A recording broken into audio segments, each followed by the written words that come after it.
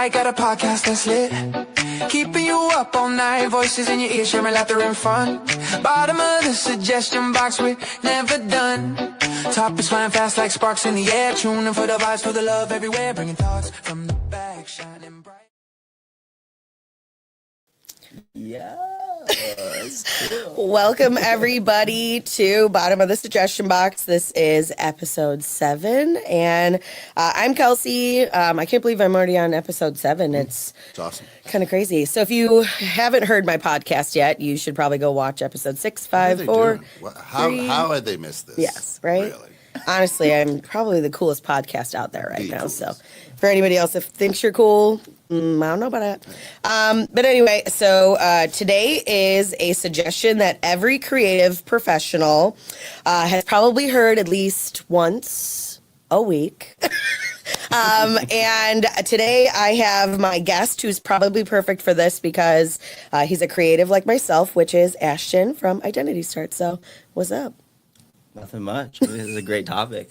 Tell us a little bit about yourself. Yeah, so I'm Ashton. I work at Identity Start. So I own a company that does a lot of web design, video production, photography, really anything creative. And yeah, this topic is, you hear every day. Yeah. You hear it all the time. Yeah. You know, especially when you're getting started, like a lot of times creatives will trade off their time for like their portfolio. Yeah. But eventually, all right, so we'll tell you what the topic is. So Ashton got ahead of himself here. Go into it, yeah. Okay, I so get ahead of myself a lot. I'm like, if there's somebody that talks more than me, or probably just as much, it's probably you. So today is going to be a lot of chitty chatter. But so today's suggestion is: can't you just throw in a freebie? Can't you just throw in a freebie? Can't you just add one more clip? Can't you just send over a couple extra photos? Can I just have that pen that's on the table? Everybody always wants a freebie. And, you know, it's one of those things that it's like, no. Yeah. No. Well, it's also like, it's strategic, though, in the beginning. Yeah. So, like, as a creative, it's like, I've talked to other creatives in the industry, especially people that do, like, a lot of videos for different companies. Yeah. They go, like, hey, I can do, like, a free shoot, but if it's, like, for a specific type of client. Yeah. Right? Because what that could potentially lead to is work down the road. You just don't do like a crazy amount of work in it, right? Yeah. So you can kind of give them like a little like snippet of your work and then like, oh, hey, we really like this. Let's do more. More, yeah. Right? But then there's also a lot of clients that you don't want to do that with. Yeah. Because for them, it's very transactional. Like they're not looking to use you more. No. They're just kind of like. One and done. Exactly. One and done Yeah. and that's it. And so, but it's hard for the creative to understand and identify who those clients are. Yeah. And you have to kind of like have gotta know how to read people, you know? Yeah, exactly. Yeah. So let's set the scene. So like the shoot is done, the editing started. For me, I know that takes like 7 million years, honestly. Your gallery's delivered or the final video's finalized, but then you get that question that's like, hey, can't you just add one more? Or, oh, well, sorry, that wasn't done. Like, actually, could you change that? Actually, right before we got on here, we were talking about how, like, when people complain, like, well, actually, can we change the music? Yeah, right. And for video, like, don't you get, if you are not on social, like, obviously, if you're listening to this podcast, you've been watching videos, you've been listening to things, you see how the music goes with the story, right? So asking for a new song, that's not just a walk in the park. There's right? so many. It's so funny. Like I use Instagram a lot for just like my algorithm is all meme content for business owners and creatives. Yeah. And so it's like when the client says this and it's like some funny meme or whatever because it's like it knows me so well. Yeah. Because I just fit into that box because you experience it so often. Yeah. But like that's you also have to have like revisions. Yeah. So like typically like with the client, it's like, hey, you can have up to like 2 revisions or 3 revisions. Yeah. So this is good. So if you guys have never hired a professional like videographer in any sort, like this is a good one for you all to listen into. If you have questions, drop them in the comments because, you know, basically one more clip, like what does that mean? That it means a lot, right? And so having those revisions and setting the tone for what your client is going to get is important. It's giving them the upfront expectations. And if that's my contract is like, you get 5 photos with this, like, and I get that you might be mad at that, right? Like, wow, only 5? How many pictures do you need? When I did family photos, it always killed me when someone's like, why don't I get the whole album? I'm like, are you planning to post all 425 of these pictures? No, you're going to pick the 3 that you love, that you look good in, your kid looks good in, and that's what you're going to post. So why do you need all 425 of them? Yeah, and it saves you watermark. Yeah, exactly. Yeah. But it also saves you time because, again, like when you're doing a photo shoot, you're shooting hundreds and hundreds of photos. Yeah. And depending on it, like if you're doing a wedding, you're doing thousands of photos. Yeah. So it's like it can get to like going through that and editing all of that. It just takes a lot of time. Yeah. So it's like you go through selection. You're like, okay, this is the best. Yeah. Right. Like because you have the good taste. Yeah. Right. As a photographer, you're like, these are the best photos. Here you go. Yeah. But when someone asks for more, it's like, okay, well that like. Now this project is delayed another day for me to go through and find more, and then that other projects don't get started on their official date. It pushes everything in the workflow. I don't know how many times I've had, and that's so true, the workflow. And it's like how many times I've been like, okay, here's your pictures. Whenever you're ready, you get to with your contract, let me know. And then I go to the album, it says, get the email, it says your client picked their pictures, and there's 14 in the folder. I'm like, you paid for 2. Like, what? And then they're like, well, can we talk about adding them on? And it's like, okay, yeah, but now the deliverables that I said, like I gave you that this was going to take me 2 days to get you these pictures, but you want 14. That's way more than 2 days now because, I think people misinterpret that, right? Like, well, how come it takes more than 2 days? Well, it's like, you're not the only client I'm working on, right? Yeah. You're not the only project, you're not the only thing my day is consumed around. So like, yes, I'm sure if I sat down 100%, I could get that done in X amount of hours, but a lot of the times it's I mean, I think about you sitting in front of video editing. Like sometimes you have to step away from the computer. Yeah. Because honestly, it's like you look at the computer so long, you're like, sometimes I'm like wiping the screen, and I'm like, oh wait, that's a blemish. I've done that so many times. And so, or I go back and I'm like editing at 2 a.m. and I'm and then I look back the next day, I'm like, what was I doing? Like No, we're redoing that picture. There's like a really funny. I just feel like my time is like working on client projects, editing, and then like taking a break and then scrolling reels on Instagram. Yeah. It's just like so it's like a feedback loop of just like, oh, this is what I'm dealing with all the constantly. But it's so funny. So that actually goes into the first myth. Okay, so it only takes a second, and that is not true. It's not just a second. If it was just a second, we could probably pop out thousands of clients every single day. But I mean, there's workflow, file management, edit time, exporting, uploading. I think that's a big thing people forget too, like uploading of stuff or like the storage we have to deal with even like keeping your files for X. I actually had my first client last week who was like, hey, we worked together 4 years ago.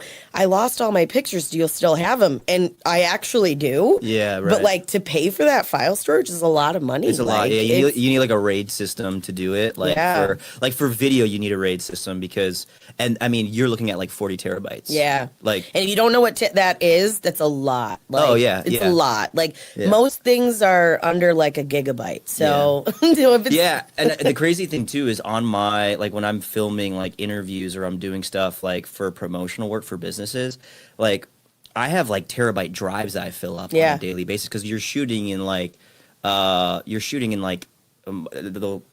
every camera's different, but mine are like 8K raw, which is like insanity, right? It's kind of overkill for most projects, but for certain projects, it helps with like color grading and it helps with cropping and it helps with so many other different things down the road.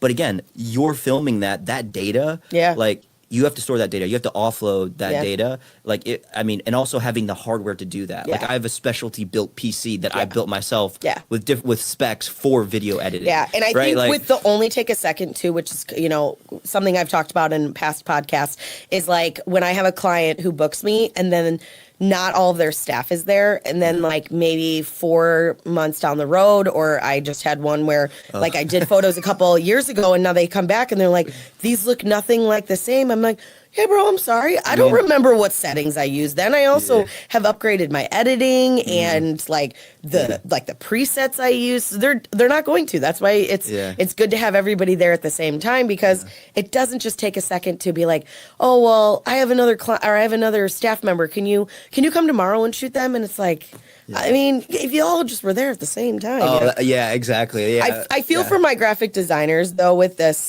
this myth. It only takes a second because how many of my creatives I've been around that have like completed like a brochure or like a catalog for a client, and then like they'll be like, well, could we actually do the layout different, and like let's have all the text like this size or here and there. Like that's an entire it's like that's a big one. And so with you giving edits, I mean it's a lot. Editing is it takes time in a lot of ways, especially because getting the right cut, the clip, and all of that. So yeah, no, absolutely. I mean, but back to what we were saying before with like revisions, like I think sometimes creatives we have, because it goes both ways. Like sometimes the client's in the wrong and sometimes the creative's in the wrong, because a lot of times creatives want to work on really, really cool projects, but sometimes we have a problem with like maybe delegation or clear boundaries going into a project. Totally. Right? Because with any with any creative work, there's so many variables. Yeah. Right? Like there's so many variables that you have to control as a creative. Yeah.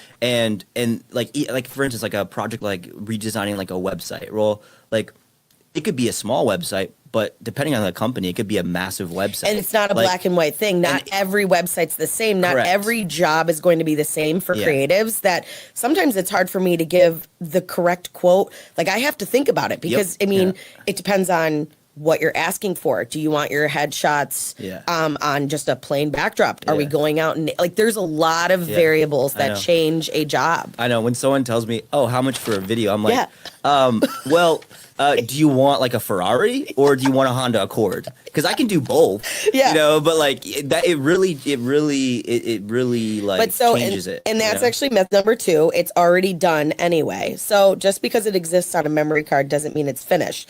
Editing is a product, right? So like it's those expectations, and I think that's a big thing that if we could teach you anything today.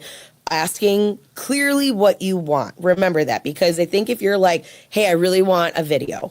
Yeah. Okay, well, what do you want a video of? Where do you want the video? What mood do you want it? Yeah. Like where are you using it? Where like, you, like, what's the format? There's so many questions. I was recently explaining this to a client, the difference between 16:9 versus 9:16 aspect ratio.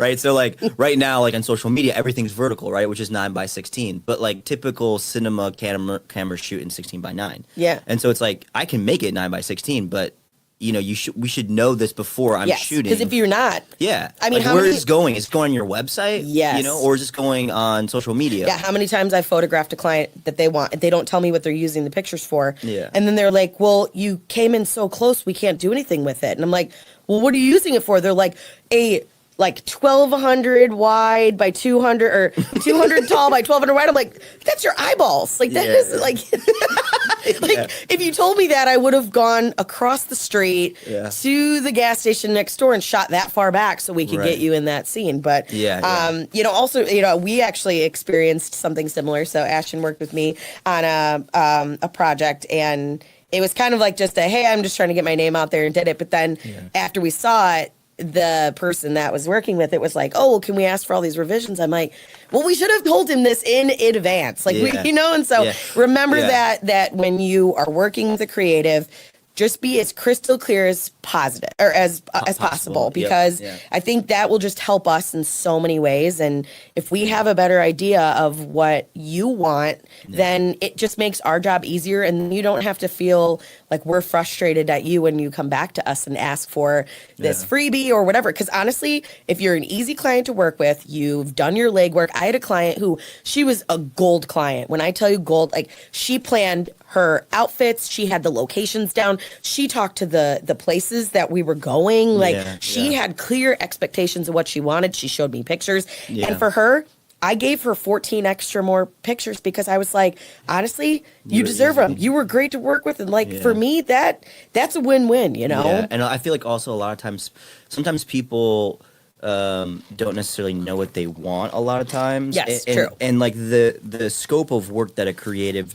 like on a video or like it's very vast. Like you could do a lot of different things, and so even coming in up with like examples, you know, so like when there is like a client that comes in and is like, hey, like these are some examples, like a mood board. Like typically when people do like graphic design or logo design, they'll come up with like mood boards. You know, like Hollywood does this when they're making like the color and the looks for like the film. They come up with mood boards of like, hey, this is like the style, the look that I want to go for, and then it helps the artist actually be able to emulate that. Yeah, you know, definitely. Because like for us, you're creative, but you're also like there's also a technical side of it. And that's like working in these programs and software and understanding. And knowing that. Exactly. Because with mood board, if you want this to be like scary movie, right? Like murder scene coming behind you, and that's how you want it to look. That's different lighting. That's different. Correct. Yeah. Different music. That's different everything. But if you want happy, sunny, beautiful, frolicking in the flowers, but if you don't tell us that, we're gonna shoot how we think, and then you're like, I wanted moody, and you're like, I thought you wanted daisies, like and like so, clear expectations is a huge thing. It really is. Yeah. So myth number 3, it's good customer service to include freebies.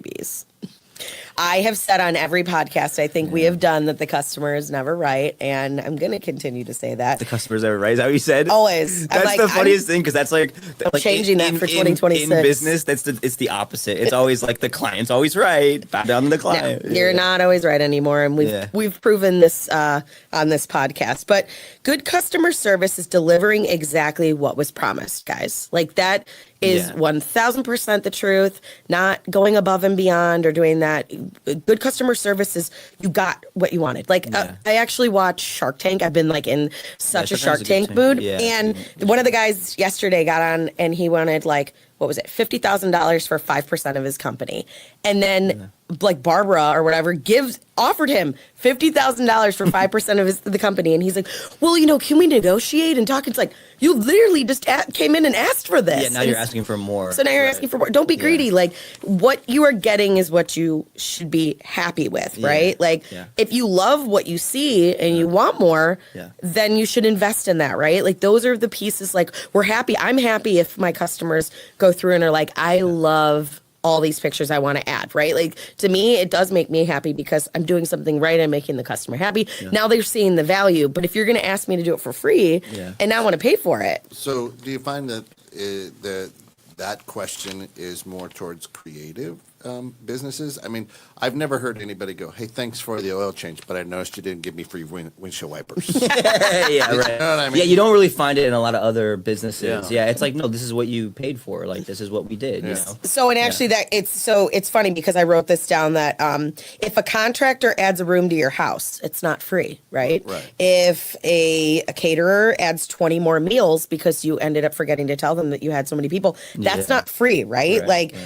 Somehow creative is this, we have this expectation that it should be free. And I mean, we talked about this on one of the other podcasts too, that it's just like, there's so many things that people just expect in this industry that isn't the same. It was like, I was talking about the value of like, you'll pay $5,000 for a Labubu, but then God forbid your business blows up because you need new headshots and they're $150, right? So there's so many weird mismatches with expectation in the creative world that it sucks for being a creative sometimes. It's interesting why it's like that. I mean, it would be interesting to analyze and try to understand it, because it is 100% true. I mean, it may be because, maybe people kind of turn it into like a hobby and then it becomes something. Because it requires so much more time. But within the creative field, there's levels to everything.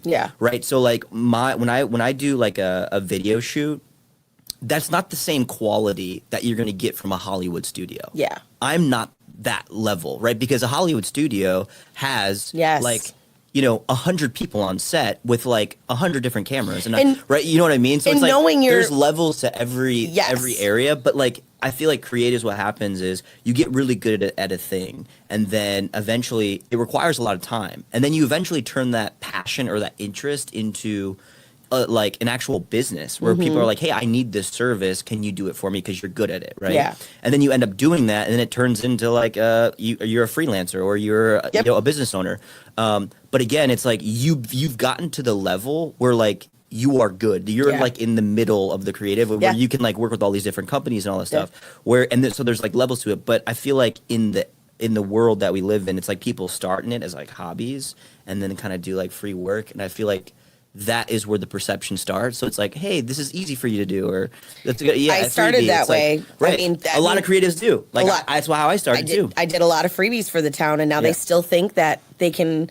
They ask for freebies, and not even just like one, but two, but three, but five. Everybody like. I'm not we joke in the creative world that we'll just add it to your portfolio. Yeah. Bro, I'm past college. I don't, I own a business. I have a studio. Yeah. You're like, I spent $9,000 on a camera. Like, equipment is another thing. You're like, dude, I built a custom PC for video editing. Like, I'm pretty sure I'm past the portfolio stage. Thanks. Like, I could show you tons of my work. Yeah, I know. But that's, were you gonna say something? A question came in, and the question is, when you do give a freebie, like to your gold customer, do you find yourself having to say, hey, listen, I don't normally do this. This is a one-off. I appreciate you don't tell the world.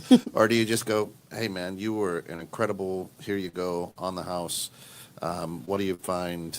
I think it's kind of a mix of both, maybe for me anyway. Like sometimes, like me going above and beyond is like, so a good example for me is I used to pick the pictures that I gave to my clients. And then I realized that they have a different eye than me, right? So and that's another hard part about being a creative is that we think that, like, I have a beautiful photo of this lady I took. I love it. It was the best picture ever. She hated it, literally hated it. And I'm like, this is the best photo we've taken of you. Yeah, and she's like, absolutely not. It's like taste mismatch. And so for me, I actually go through my sessions and I pick my favorite photos, the ones that I want to use on my website, the ones that I want to share on my social media because I like those quality. They match my style. They feel me, right? And so sometimes my freebies are, they don't pick those pictures and I just give them a couple extra because I'm like, well, I edited them for you because I want them for me. Yeah. So you get a couple extras because of that. Or I'll post, I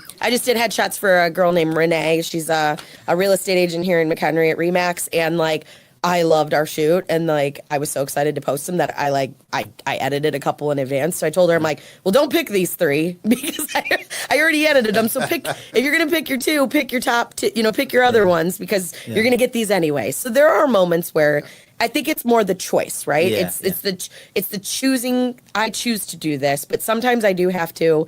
It's the secret sauce, right? Don't tell everybody I do this.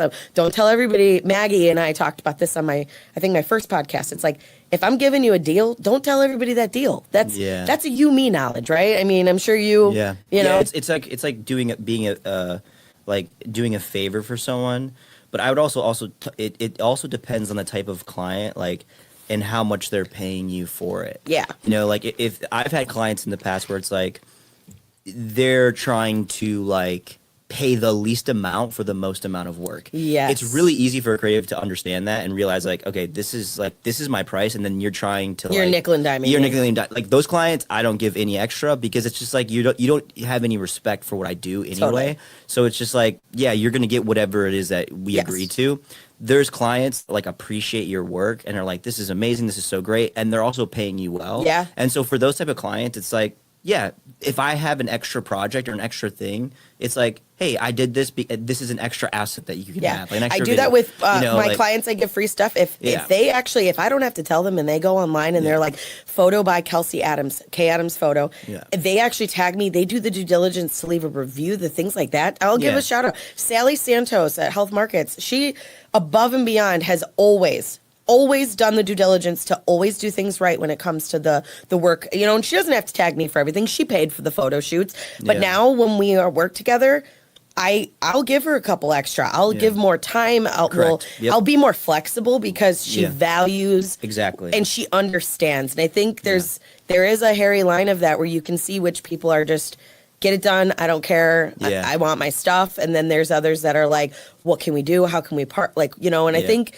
if you're not thinking like that now in 2026, we have to grow together, right? Like everybody in every small business aspect, you have to work with people because we're all struggling for the same thing, right? Just to make ends meet, to keep going as a business. And so I think that, that's, if that answers your question from either of us, for the listeners. Yeah. It's like going to a restaurant and giving someone a good tip. Yeah. Because they did good. It's like, I always make sure I do that because it's like when I was in high school working like in a restaurant, Yeah. like you're just grinding all the time, right? And when you have that perspective, it's like you want to appreciate people and not treat people like crap, And then if you're not, you're getting your food spit on.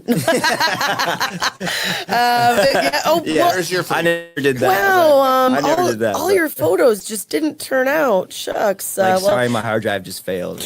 contract actually states that that's not my problem, and you signed that. So Yeah. bye. No. Yeah. No, I would never do that. But yeah, there's projects where it's Yeah, just like you're can't still wait. new in this world. I can't wait. You're still fresh off the boat, Ashton. Yeah. Well, I haven't. I'm kidding. I haven't.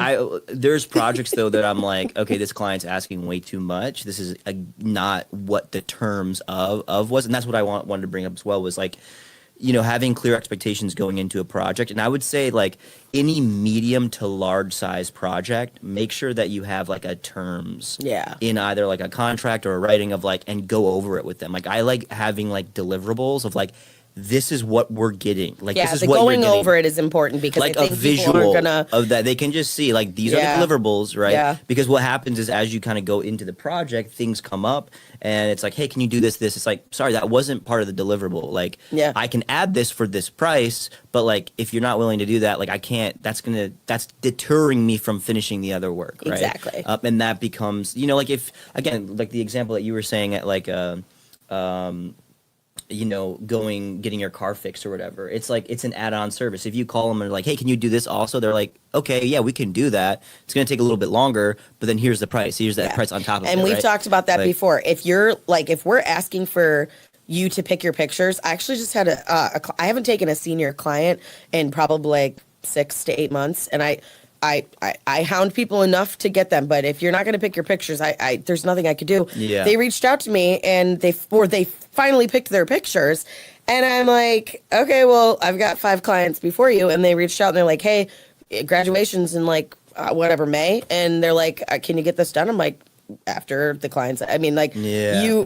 this was 6 months ago. Improper planning is a huge thing on client side. There a good example of that, like exactly what you're saying is like there was this client that like they were doing a bunch of, they wanted to start running ads, right? So they wanted all these different videos, but they wanted to start running ads. They had like a specific deadline that they needed to run ads at. Yeah. And they reached out to me like a week before that. And I'm like, so you want me to make you 5 videos that aren't just like videos on my phone, Yeah. like that, like you want professional videos. Like this is not how this process works. You have to understand, like there's shoot dates, B-roll dates, like editing, like final, like cut 1, draft 1. Like there is a whole process before this that to get you those like actual creative assets for you to start running ads on. Yeah. And it's like I can't do this. And then I already had a client that I was working on. I'm like, I can't do that. If you need a website, a logo, a video, photos, anything creative, you should be thinking about that at least 3 to 6 weeks before you need the deadline date, right? Yeah, like, exactly. I mean, some of us can work to a certain capacity of quickness, but you're going to pay a rush fee half the time on that side of things. But like, if you know that you need something, you should be thinking well in advance that you need that done, Proper planning is really important. So all right, number 4 of our myth. So 3 was it's good customer service to include freebies. But number 4 is it's just digital, so it should be free. And I'm like, I love this laugh. It's great. Yeah. But so what irks me about this is like in the same realm, kind of. How many people just go to Google and steal photos? If you follow me on social, I literally just went off on this, and I probably pissed off a few of the Everything McHenry pages. Yeah. But like, it's not free. It's not free. Like, just because.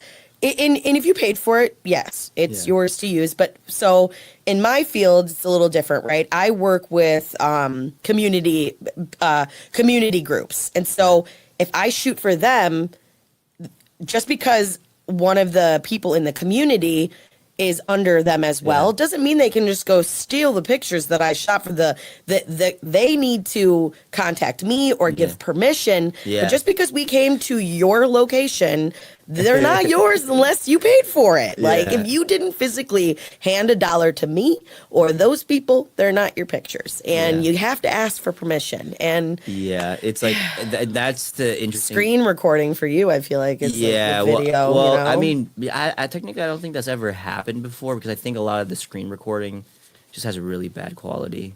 Like some people don't care. Some people, but you know how many it was blurry? I'm like, that's a blurry picture of my photo. dude, yes, yeah. It's so funny how people like. They're like, oh, this is great, and you're like, that's a horrible picture. Yeah.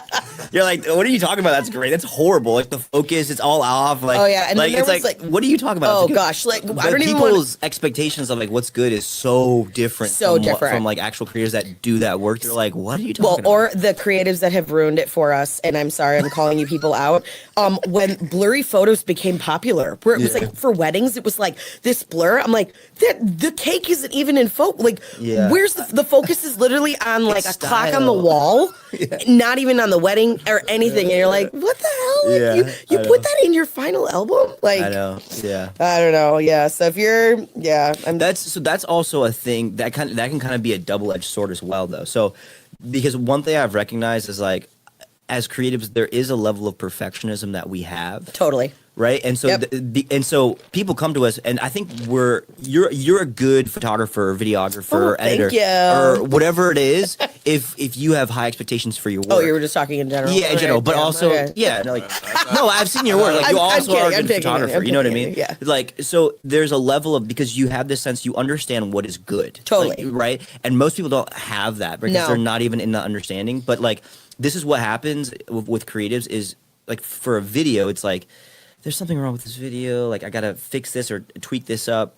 But then it's like, let me just send this out to them and see what they think. Yeah. Because they're going to look at it and be like, this is amazing. And my mom has my mom has said this since day one. She's always says, like, you're hardest on yourself because you're nitpicky. Like, I over edit certain things that most people would never notice. Like a flyaway hair. And even when I see some other pictures, I'm like, oh my God, I can't believe they didn't get rid of that. But I actually said this in my second podcast. I did photos for family. And there was this picture I took of this kid. And it was like the worst picture.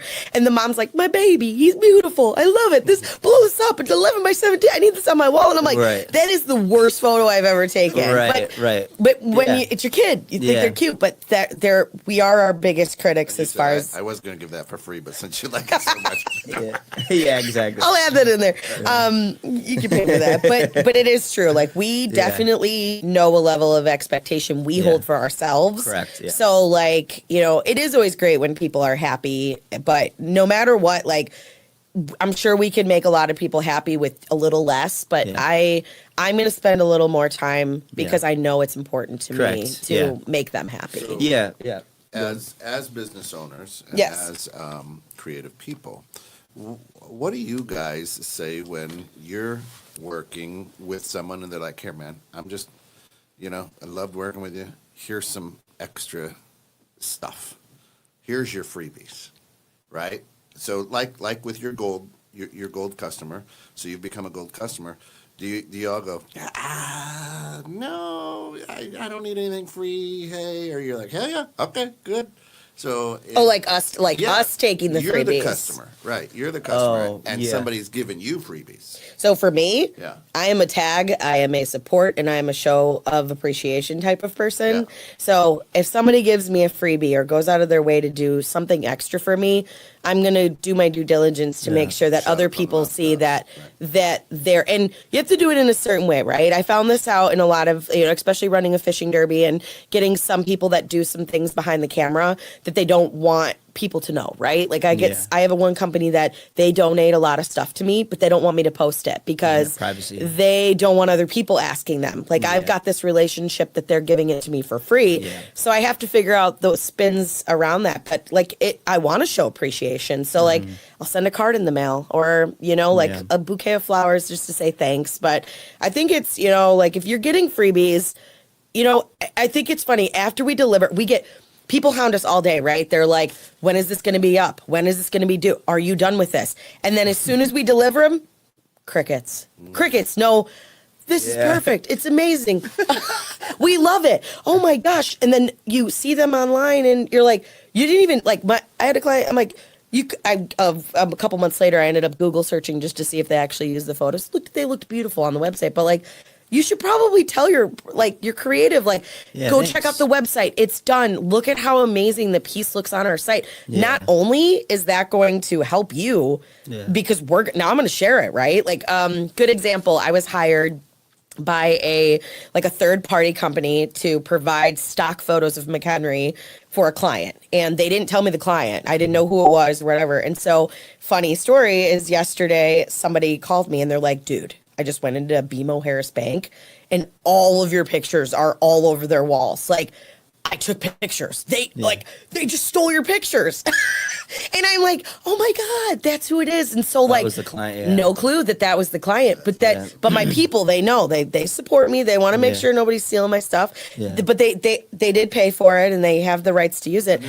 But oh my God, go in there. It looks so beautiful. That's and so awesome. they showed me the photos and I was like, oh my God, this looks so good. So I wrote them and I'm like, do you care if I come in and take a couple pictures? Yeah. I want to post this. And so I reached out to the company that hired me too, and I'm like, dang, I wish you would have told me. I would have gone into gone in sooner or whatever. But like, I think too, it's like when you post that stuff, the things that we provide to you, like, it feels good for us to see that on your site. Yeah. I have clients who have done pictures with me and I've never seen them. They never use them. Like, why would you even spend the money then? But like, and like, I'm like, that was a good shoot. Why are you not using these pictures? And so I think it's a feel good when you get to see them. And I think that's when they update their Facebook profile picture with the photo you took, you're like, that's right. You're like, dang, that was me. That. Hey, you look good. Or I love it with chamber stuff. It's always great because like, you go to like a MC group listing or whatever, and you see like who's got pictures and who doesn't. And I'm like, damn, those two look good because I took that. I took that. Yeah, you're like, you guys got the best picture. Yeah, right? Like, ooh, you need a new headshot. Your picture's looking a little rough right there.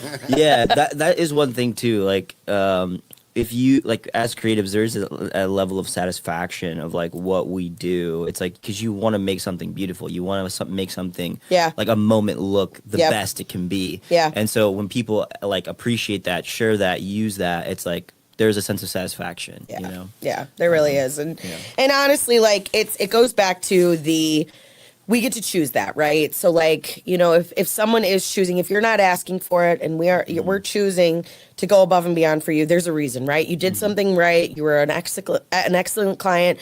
There was a reason why we gave to, like, I'm not asking for a lot, but like, show your appreciation. And I think that goes back to, how many times I go out to eat and someone will be like, oh, appetizers on us or whatever. Like, how much that makes me feel good? I'm like, oh my gosh, like, I want to come back here, and so I do think there's a sprinkle of surprise and delight sometimes, but I think that when it comes down to it, it's us choosing that, right? Like, don't be that person that's just expecting it, or if you want it, like, I don't know, like, you're going to ask for it, but ultimately there's going to be a cost involved, right? Not everything we can give you is going to be free, and that's just unfortunate. It is what it is, My wife and kids hate me because being a small business owner, if somebody's like, hey, what's on the house? I'm like, no, you got to make your living, Totally, totally. I know what you mean. And they're like, Dad, I'm like, it's cheese sauce. Don't, whatever. Yeah. Just don't worry about it. It's fine, And it's nice, and I feel I'm very grateful for it, but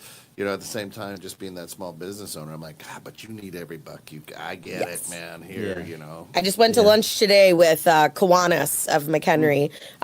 They're actually, if you guys don't know this about me, I volunteer for like 9,000 things. So one of my efforts is I run them. I know you do. Yeah, I do. If you know me, you know that I probably don't sleep. But I work with the Miss McHenry pageant, and Kiwanis is coming in, and they're doing some stuff. And if you don't know about them, they're advocates for kids. They do a lot with children, and it's actually a really wonderful organization, great group of people. So they had me in as a guest today to just talk about their chamber membership, about Miss McHenry pageant, my fishing derby, and how they can get involved. And like, they offered to buy my food, and I'm like, I got it, guys. I'm like, it was like $12. Like, I got a business, it's a write-off, and like, they paid for it. But like, again, to your point, Kent, like, I want that money to stay back into you because you're doing something for the community. Right. And so, like, thank you for the freebie. It was really nice, but like, I'm okay with not having the freebie because, to be honest with you, I want it to stay with you, Yeah.